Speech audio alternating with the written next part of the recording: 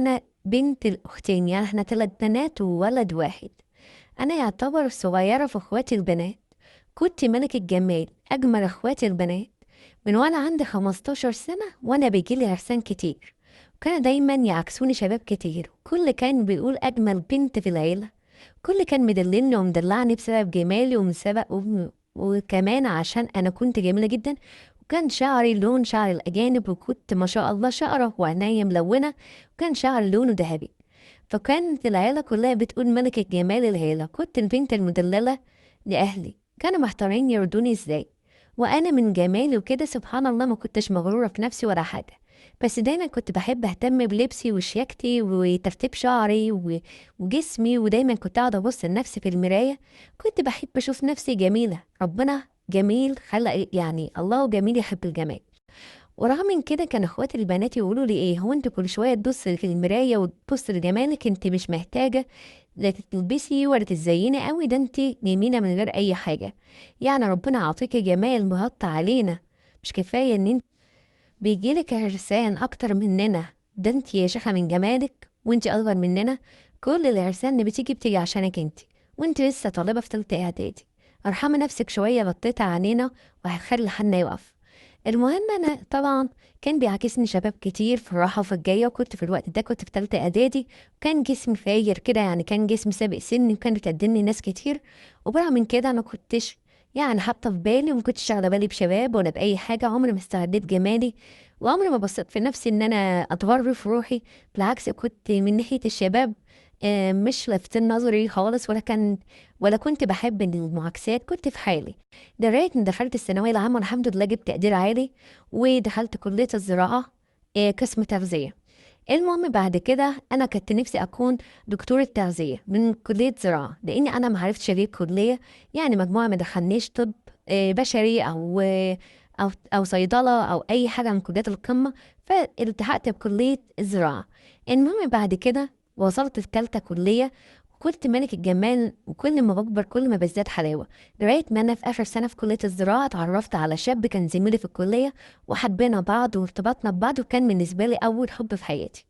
المهم اتفقنا بعد ما نخلص الجامعة، كان هو وحيد على بنتين، ما كانش ليه جيش، قال لي انا اول ما اخلص الجامعه هاجي اتقدم لك واخطبك. المهم فعلا جيت تقدم لي وخطبني، وقعدنا سنتين مخطوبين لغايه ما وضب شقته وكون نفسه وجيب جهازه وكمل شبكتي. المهم قعدنا سنتين مرتبطين.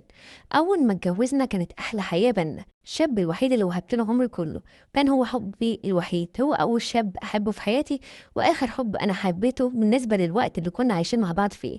بعد كده طبعا الامور اتغيرت. حط لايك للفيديو، فيه مفاجآت كتير اخر الفيديو. المهم بعد كده لما اتجوزنا كنا حياتنا مستقرية جدا، وكنا مبسوطين مع بعض قوي، لدرجة ان انا كنت خلاص يعني كان في دماغي ان انا اكمل سنتين دراسات وابقى دكتورة تغذية زي ما كنت يعني بحلم بالحلم ده، بس انا من حب في جوزي قلت كفاية ان انا ابقى في انتظاره لما يجي من الشغل، يعني طبعا هو اشتغل يعني اشتغل في شركة، بدأ يعتمد على نفسه عشان ينفق علينا وعلى مصاريف بيتنا، وكان في نفس الوقت انا كنت ونعمة الزوجة ليه، كنت مكرسة حياتي كلها لخدمته، وكنت ببقى سعيدة قوي لما بيجي من شغله ويلاقيني في انتظاره وعاملة له أحلى غدا، لابسة أحلى لبس، وكنت يعني مروقة الحياة قوي على الآخر، كنت مضحية بكل حاجة عشان خاطر أكون في ظهره، وأكون أنا اللي وراه في يعني في النجاح. عمري ما شفت نفسي، عمري ما فكرت ان انا مثلا اعمل دراسات واشتغل دكتور تغذية، عمري ما قلت اكمل دراستي، عمري ما قلت مثلا اشتغل، كنت دايما حاطه هو اللي في القمة من حب ليه. جه في يوم لقيته مخنوق جدا، وكان حالته النفسية صعبة قوي قوي، فبقول له مالك يا حبيبي في ايه؟ قال لي بصراحة انا مخنوق. قلت له ليه؟ قال لي انا واخويا عم انا واخواتي البنات، طبعا هو كان متوفي، انا واخواتي البنات بنحاول ان احنا نجمع فلوس عشان امي عندها عملية خطيرة ولازم تعملها، والعملية دي بتكلفنا اكتر من 80,000 جنيه. قلت له وبعدين؟ قال لي انا اخواتي كان معاهم دهب رمزي كده البنتين باعوه، وانا كان معايا مبلغ بسيط كده في البنك سحبته، وبصراحة المبلغ كبير علينا قوي ومش عارفين نجمعه. قلت له طب خلاص انا هبقى لا لك دهب كله. طبعا كان جايب لي شبكة وكان ابويا نفسه ملبسني دهب في ايديا، يعني كان جايب لي غشين كده وخاتم وسلسله، وهو كان جايب لي زيهم. قلت له خلاص انت خد الدهب كله وبيعه وكمل المبلغ. طبعا كان الدهب زمان ما كانش غالي قوي زي دلوقتي، وكانت الحياه كانت صعبه. يعني كانت الحياة يعني عشان تلم مبلغ 80,000 جنيه تبيع حاجات كتير. هو كان في الوقت ده كان مجمع يا 40,000 جنيه، أنا بعت دهب ب40,000 جنيه كل اللي معايا. المهم قلت له كمل والمبلغ اهوت. قال لي طب ما ينفعش ان انا اخد من ايدك دهب، وما ينفعش ان انا اخد شبكتك، ده انت لسه يعني يعني متجوزه بقالك فتره بسيطه. قلت له لا مش مشكله، انا برضو بحب ماما ولازم برضو يعني اضحي معاكم واقف جنبكم. هي مش امكم لوحدكم، دي امي، لو انا اللي تعبانه ما كنتش هتقف جنبي. والمهم اديت له الذهب وفعلا باع الذهب وهالك يا مامته وعمل العمليه ديت، والحمد لله العمليه نجحت وبقت كويسه جدا. المهم كان ان احنا يا دوبك ما كملناش سنه جواز. بعد سنه جواز ربنا اراد ان انا احمل وجبت بنتين توأم. كان اول خلفه ليا بعد سنه تاخير من الجواز. المهم لما جبت بنتين ده توأم وخلفتهم وبقى عمرهم سنه، جالي اضطرابات في جسمي كده وارهاق وتعب، ولقيت نفسي عندي خمول دايما بميل للنوم وعايزه كل شويه انام وارتاح. ما بقتش بقدر اعمل شغل بيتي، بقيت مقصره شويه في واجبات الحياه، في واجبات وهو يعني كزوج وزوجه. غصب عني كنت حاسه دايما بارهاق وتعب. المهم هو طبعا لما بقى يرجع من شغله يعني يحس ان في حاجات ناقصه كتير في البيت، كان دايما ينفخ ويتضايق. وانا كنت فاكره ان انا لما وقفت جنبه في محنته لما مامته كانت تعبانه، وان انا ما قصرتش باي حاجه معاه، وان انا ضحيت كمان بتكميل علامه عشان خاطره، ان هو طبعا هيشيلني لما اقع او ان انا اتعب. لا من اتش ده للاسف كان ظني خايب فيه. لقيته لما بيرجع يبقى مثلا البيت فيه شوية تأثيرات كده، أو أنا مقصرة في شغل البيت في حاجة أو تعبي يعني مش مخليني قادرة إن أنا أعمل شغل البيت، كان بينفخ عليا وكان يقول إيه القرف ده. أنا كل ما أرجع ألاقي البيت مش نظيف، أرجع ألاقيكي نايمالي في السرير، يعني خلاص الحياة بقت مملة معاكي، أنا مش عارفة أكل لقمة حلوة، أنا مش عارفة الهدوم نظيفة، أنا قاعد يشتكي مني وكأن أنا بقيت عادة عليه. كل ما يشوفني يقول أنا ما عدتش طايق القعدة معاكي. المهم فضلنا على الحال ده. قلت له طب خلاص اكشف عليا واعرضني على دكتور، لا يكون انا عندي تعب ولا حاجه، يكون حل بسيط وبعلاج ولا حاجه وارجع زي ما كنت احسن من الاول. المهم فانا رحت كشفت الدكتور، طلب تحليلات واشعه ومشاني على العلاج. بس بصراحه كان في الوقت ده جسمي زايد وزنه، انا كان في الاول ده كان جسمي الهودي المثالي كنت 55 كيلو، جسمي وصل ل 100 كيلو، يعني زاد 45 كيلو في شهور بسيطه. طبعا من بعد ما ولدت البنتين جسمي بقى 100 كيلو، وكان جسمي اصلا انا قصيره فكان باين عليا التخن قوي، وملامح جسمي اللي هي المثاليه اتغطت تماما من كتر التخن. الدكتور طلب مني تحليلات واشعه وكتب لي على العلاج ما جابش معايا نتيجه نهائي. باخد العلاج كاني ما باخدش علاج، بنام كتير، جسمي بقى للزياده بدا يزيد عن 100 كيلو، بدات احس بارهاق وتعب.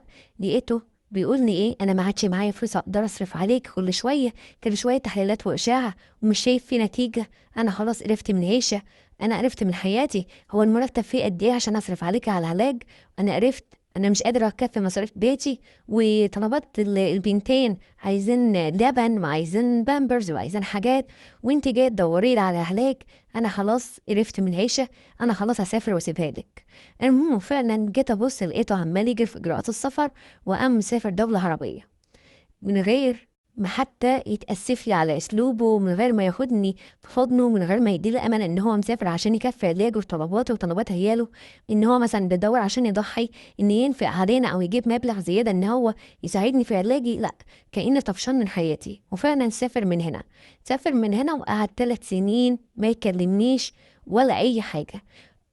وكل ما اروح ازور قرايبه او مامته او اخواته، طبعا امه اللي انا عامله لها جميله كبيره وهي عارفاها، ساعه ما كانت تشوفني تتنمر عليا واخوات البنات بقول انت جسمك بقى عامل كده ليه، ده انت خلاص بقيت عامله زي البرميل، ويفضلوا يضحكوا عليا ويتريقوا ويتنمروا على شكلي وعلى جسمي، ويقولي خلاص ده انت فعلا كان عنده حق ابننا لما يهرب منك. انا مش عارفه انت عايشة ازاي، هو انت بتاكلي عشان تعيشي ولا عايشة عشان تاكلي؟ بدأوا يهزقوني ويهينوني لدرجة ان انا كرهت المروح عندهم، وقلت ايه اللي يخليني اروح اسأل عليهم واعمل بأصلي. لا، انا احترم نفسي واقعد في بيتي بدل ما اروح اسمع كلمتين منهمش لازمة. ده حتى مش محملين الجميلة اللي انا عملتها فيهم، بيعايروني بمرضي وبيسخروا مني وبيهينوني. بعد 3 سنين ابنهم سافر. المهم قلت طب وعلى انا اكبر دماغي. وكان في الوقت ال3 سنين هو مسافرهم دول ما كانش بيبعت الا عن مصاريف على قد بناته بالظبط. طبعا البنات كانت كبرت ومشت واتحركت في الارض، خلاص بقى عمرهم يعني 2 و8 شهور او 2 و7 شهور تقريبا. خلاص ما بيحتاجوش بومبرز ولا بتاع، كان بيبعت لهم على قد مصاريفهم بالظبط. ما كانش بيزود عشان حتى اعرف اعالج نفسي. وكان لما يكلم البنات يقولوا ازيك يا بابا، تكلم ماما كده يعني كلام مكسر كده، يقوم قافل السكه. مجرد ان هو يسمع صوت البنات يكلمني يقول لي دي صوت البنات، اسمع صوتهم يسمع صوتهم ويقوم قافل من غير ما يكلمني، كأن انا مطلقه منه مش مراته. كان بيتنمر عليا وكان مش طايقني وكان مش طايق مني اي كلمه. قلت بعدها خلاص الحياة معاه بقت مستحيلة. أنا لازم أشوف نفسي ولازم أعالج نفسي. رحت لدكتور كويس يعني تبع التغذية. قال لي في دكتور كويس بيجي من بره، ممكن أعرضك عليه. أنا خايف مش موضوع تغذية، أنا خايف يكون الغدة الدرقية عندك فيها مشكلة وهي سبب التخن، لأن انت مشيتي معايا فترة هوت على العلاج وعلى التخسيس وعلى الجيم ومفيش نتيجة تيجي معاكي. المهم فعلا كان هو الوسيط ليا ووسيط الخير ليا ان انا انتظر دكتور بيجي من بره مصر. هو مصري طبعا، بيشتغل بره مصر في المانيا. بيجي كل صيف كده، بيجي شهر اجازه، وبيكون يعني بيعمل كشوفات للناس في الفتره ديت، واللي عايز يحجز بيحجز عنده. فانا الدكتور ده كان وسيط خير وحجز لي عند الدكتور صاحبه ده اللي هو بيسافر المانيا. واول ما نزل من المانيا انا رحت عرفت نفسي عليه، قال لي يعمل لك التحليلات دي. وكانت التحليلات دي يعني غريبه من نوعها، ما مرتش عليه قبل كده. حاجات معينة في الدم بعملها، صورة للدم يعني بفصائل معينة كده أعملها، يعني عملت عليها مزرعة.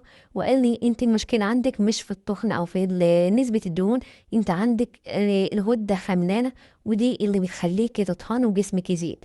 أنا هديكي علاج تمشي عليه هو سنة كاملة، وهتلاقي نفسك بقيتي ملك الجمال، وهتبقي الهود المثالي، وهتبقي موديلز كمان، ممكن تبقى عارضة أزياء. قلت له بجد يا دكتور، ده انا بقالي 3 سنين بناحي في الكشف وفي العلاج ودكاتره التخسيس، وصرفت على الجيم كتير، وبشتغل عشان خاطر ان انا يعني انفق على نفسي وكده، والاخر ما جبتش نتيجه، ما جاتش معايا نتيجه من كل اللي انا صرفته على نفسي. قال لي لا، ما دام عرفنا العيب في الغده خلاص، انا كده عرفنا السكه وهنمشي مظبوط، والعلاج ان شاء الله يجيب نتيجه. وفعلا عملت تحليلات خلاص وعرفت النتيجه بتاعتها، ومشينا على العلاج. وسبحان الله بقى جسمي كل شهر ينزل ب5 كيلو وينزل ساعات 3 كيلو. وانا كنت بعمل رياضة برضو مع العلاج بتاع الغدة، والحمد لله في خلال سنة وصلت ل55 كيلو العود المثالي. طبعا لما انا بقيت اخس في فتره السنه دي، كل ما جسمي يخف كل ما اقدر ان انا اوفق في شغل بيتي واوفق في طلبات ولادي. وبدات ان انا يعني اقدم على ان اعمل دراسات، 2 سنين دراسات عشان خاطر ابقى دكتور تغذيه. وفعلا اتعلمت حاجات كتيره من حياتي اللي انا مريت بيها في السمنه والتخن. وزي ان الدكتور كان شاطر لما اكتشف موضوع الوالده، وقلت ان لازم ادرس واستغل اللي انا فيه ده في دراستي كمان، واتعلم حاجه عشان افيد بيها الاخرين. وفعلا عملت الحمد لله 2 سنين دراسات، وبقيت ما شاء الله دكتور تغذية. والحياة معايا ما اقولكوش كان جميلة جدا، وكان بيجيلي يعني حالات كتيرة. كنت الحمد لله بفضل ربنا ان انا كنت الحالات اللي بتجيلي كانت بتبقى مثلا ماشية معايا، كنت بعالجها، وكان بتيجي معاها نتيجة في التخسيس جميلة جدا. واللي كان عايز مثلا تزويد الوزن كنت بمشي برضو معاها علاج كويس لغاية ما كان بيزود وزنه. يعني كنت دكتورة تغذية للسمنة للنحافة وللتسمين للجسم. والحمد لله بقيت دكتورة مشهورة جدا. طبعا بعد 6 سنين غربة، الإنسان اللي أنا كنت متجوزاه ما يعرفش طبعا عن حياتي ايه الجديد. كنت قرايبه كانوا قاطعين علاقتهم بيا، وانا قطع علاقتي بيهم. ما يعرفش ان انا جسمي اتظبط، ما يعرفش ان انا درست دراسات بقيت دكتوره مشهوره الحمد لله، دكتوره تغذيه. ما يعرفش ان انا بقيت الام المثاليه كمان لولادي. ولادي بسم الله ما شاء الله يعني بقى خلاص في مرحله اولى ابتدائي التوأم. الحياه بقت معايا اتغيرت 180 درجه. انا مش انا اللي هو شافها اخر مره وسابها وطفش منها عشان ما يشيلش مسؤوليتها بعد ما وقفت جنبه وخلته بقى حاجه. كل ده ما يعرفش عن حياتي جديد، ما يعرفش عن الجديد في حياتي. لغاية ما فوجئت في مرة البنات، طبعا ده كان هو اتصل عليهم وقال لهم أنا كلها أسبوعين ونازل مصر، خلاص هنزل نهائي، أنا اتغربت 6 سنين وأنا خلاص نازل. المهم العيال بناتي فرحانين قوي، ما كانوش طبعا بيعرفوا ابوهم الا عن طريق المكالمات والنت، وكان ساعات بيكلموهم صوت وصورة يعني فيديو كول، بيقولوا لي يا ماما بابا خلاص هيجي واخيرا هنقعد مع بابا ونشوفه. اول ما نزل من السفر طبعا وبناته قابلوه، كان بالنسبه لهم اول لقاء بينه وبينهم، مش فاكرينه من هم صغيرين، طبعا كان ماشي وهم لسه اطفال ما يعرفوش حاجه، كان لسه رضع، ده يعرف ما يفتكروش. قال بس في المكالمات اللي هي الفيديو كول لقيتهم فرحانين بيه، وجال لما جه بقى بص عليه وشافني لقيني اتغيرت 180 درجه، اتفوجئ واتصدم من ان هو شافه. قال لي عرفتي بقى ان انا، تخيلوا من بجحته بيقول لي ايه، يقول لي شفتي بقى لما انا بعدت عنك جسمك يحلو ازاي، وان انا لما بعدت عنك جالك اراده ان انت تخسي وبقيت وش خير عليكي. قمت رد عليه قلت له انت لما بعدت عني انا خسيت كده؟ انا قعدت 3 سنين امشي على علاج ما جابش نتيجه، لغايه ما جه دكتور من المانيا والحمد لله عرف حالتي اللي انت ما صبرتش عليها، وقفت جنبي لغايه ما اتعالج، وكنت مثلا رديت للجميل اللي انا عملته لك. انا لما جالي دكتور من بره وعرفت الحاله، عرف ايه المشكله الكبيره اللي عندي وحلها، وحلها كمان بعلاج بسيط جدا، يمكن ارخص من العلاج اللي انا كنت باخده مع الدكاتره اللي قبل كده. وبعد كده رحت جيم، وبعد كده ظبطت جسمي. واللي انت ما تعرفوش دلوقتي ان انا بقيت دكتور تغذيه، اخدت 2 سنين دراسات، ودلوقتي الحمد لله بقيت دكتور تغذيه ومشهوره جدا، وحالتي الماديه بقت كويسه وبقى ليا يعني عندي عياده وعندي حالات بتتابعني، وبقى ليا كمان برنامج بعرض عليه اسلوب التغذيه او اسلوب التخسيس. ما بقتش زي ما انت سايبني قبل كده، خلاص حياتي القديمه ماتت وحياتي الجديده هي دلوقتي هي اللي موجودة. المهم قال لي احنا لازم نرجع مع بعض ونعيش مع بعض. انا رحت بره عملت مشروع وحطيت فيه راس مال كبير وخسرته، ودخلت البورصة وخسرتها، واتفصلت هناك من الشغل من الخليج وانا نازل. يا مولاي كما خلقتني لسه هبدأ من الصفر، ابدأ هنا في مصر هدور على شغل واشتغل لغاية ما اقوم على رجلي تاني. قلت له عامة لو عايزنا نرجع نعيش مع بعض، اهم حاجة عشان تراضينا لان ما عادش فيا اي ذره ثقه فيك، خلاص الثقه اللي بيني وبينك انعدمت نهائي، وعمري ما هلمسلك العذر بعد كده، وعمري ما هديلك الثقه تاني. حاجه من الاتنين، ده تكتب لي الشقه اللي انا فيها دلوقتي. قال لي ده الشقه دي هي الوحيده اللي هي ملكي، وانا ما طلعتش بالدنيا اللي بيها، كل حاجه انا خسرتها ما فيش الا الشقه. قلت له ما انت اللي تكتبها لي، لا كل واحد يروح لحاله، وساعتها هرفع عليك قضيه طلاق ونفقه ومؤخر، وانا عشان ام وحضنه الشقه هتبقى برضه من حق الزوجه. يعني في الاول وفي الاخر هتكتبها لي، او انا في الاول وفي الاخر هتبقى ملكي. قال لي يعني كده؟ قلت له اه. المهم فعلا كاتب لي الشقه باسمي، ورحت جري على يعني وثقتها وحملت لها صحه توقيع، وعملت لها تسجيل كمان في الشهر العقاري. المهم سبت نكيتها ان هي باسمي، طبعا عشان هو ملوش امان وكان لازم يتربى، ما انا بايعه له ذهب يجيب تمن الشقه دي دلوقتي، وفي نفس الوقت ضحيت له كتير. وهو في الاول وفي الاخر لما لقاني وقعت او تعبت رماني وضحى بيا كده، وما عملش باصله معايا زي ما انا عملت باصلي. فاقل حاجه ان كانت الشقه ديت تمن التعويض اللي هو دمرني فيه او وقفتي جنبه لغايه ما وقف على رجله، والاخر غدر بيا وخدها بيا عشان قرايبه، وهو واهله اتنمروا عليا وبهدلوني. كان لازم ارد كرامتي باي شيء او ادفعه تمن بهدلتي معاه، وال6 سنين اللي حسبهم من عمر غربة، بدل حتى ما يرجع معاه فلوس لولاده وان هو يبقى امن لحياته وحياة ولاده، جاي الابيض يا ورد وجاي يقول لي انا هبدأ من الصفر. اما انت كنت متغرب 6 سنين لمين؟ لنفسك. كان لازم ادفعه التمن غالي. المهم لما كتب لي الشقة من هنا، رحت معلش في الكلمة قلت ده انسان ندل وانسان مش كويس، ولو كان نجح لان اتخانق زي ما انا كان ممكن هو اللي يطلقني ويرميني في الشارع وياخد كمان العيال مني. انا قلت ايه بقى مادام هو ندل كده، رحت جريت وعملت قضيه خلع وكسبت قضيه الخلع، والحمد لله دلوقتي انا عايشه لبناتي وفي نفس الشقه، وبيحاول ان هو يرجعني ويردني تاني، وانا قلت استحاله ارجع له تاني. بس انا موري بردت لما انا خدت منه الشقه تمن بهدلت معاه، تمن ان هو ذلني، تمن ان هو رماني وانا محتاجاه، تمن ان هو ضحك له وضحك لاهله والاخر ما شكرنيش، تمن اهانته ليا وتنمره عليا. تمن حاجات كتيرة، شقة مش كتيرة عليا يا جماعة، أنا ما طمعتش فيه، ده أقل واجب. وكمان أنا عشان أم وحضانة لازم هو يكون مأمن لي شقة لتربية بناتي، منها مش هبقى أنا وهما في الشارع. على قد إن أنا كنت واقفة جنبه الإنسان الوحيد إن أنا حبيته، على قد إن أنا ندمت لحظة واحدة بس إن أنا اديتله الثقة فيه. عشان كده لما حاول يرجعني تاني بعد ما اتغيرت وشكلي بقى حلو وبقيت قمر زي ما كنت الأول، لما حب ان هو يعرض نفسه عليا تاني ان يرجع لحياتنا تاني ونبقى متجوزين زي الاول، انا ما كانش عندي ذرة ثقة واحدة فيه ان احنا نرجع يعني نرجع لبعض مهما كان.